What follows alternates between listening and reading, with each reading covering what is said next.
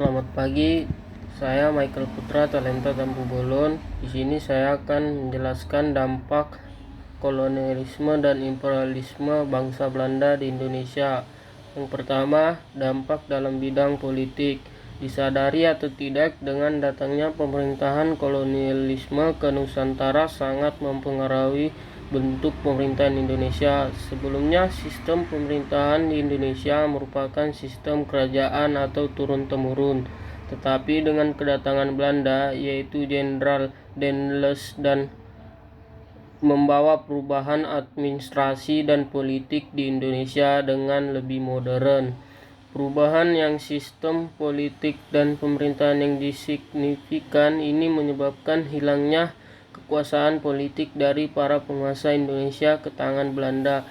Adapun beberapa dampak imperialisme dan kolonialisme di Indonesia dari sisi politik antara lain: 1. Penerapan sistem indirect rule atau sistem pemerintahan tidak langsung dengan menjadikan para bupati sebagai penguasa POC.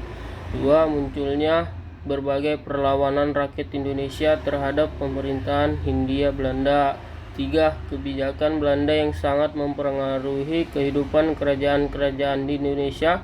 Belanda menjadikan bupati daerah sebagai alat kekuasaan pemerintah mereka. 5.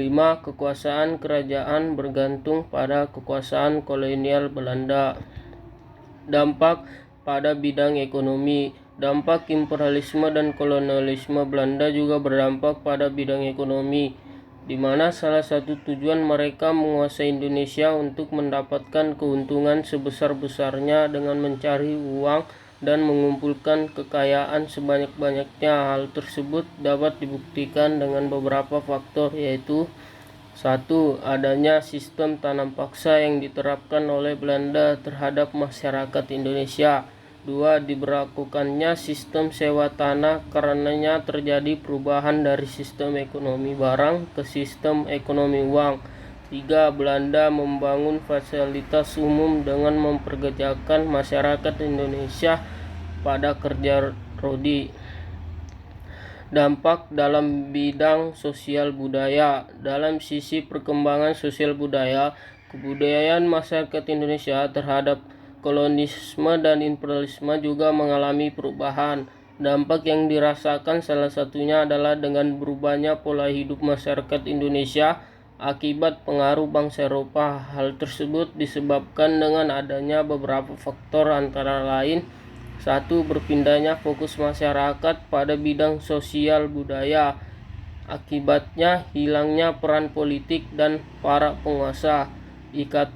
2. Ikatan tradisi melemah akibat beberapa upacara adat yang disederhanakan. 3. Hilangnya kekuasaan tradisional akibat dihilangnya status raja oleh Belanda dan digantikan sebagai pengawal pemerintahannya. Yang terakhir, dampak pada bidang pendidikan. Belanda memajukan perkembangan pendidikan bagi rakyat Indonesia dengan tujuan untuk menghasilkan pegawai administrasi yang berpendidikan dan bisa dibayar dengan upah minimal. Dengan begitu, maka Belanda akan banyak mendapatkan keuntungan di pihaknya. Dampak imperialisme dan kolonialisme dalam bidang pendidikan antara lain: 1. Munculnya golongan-golongan terpelajar di Indonesia. 2. Bangsa Indonesia bisa membaca dan menulis sehingga dapat menjadi tenaga kerja di perusahaan Belanda.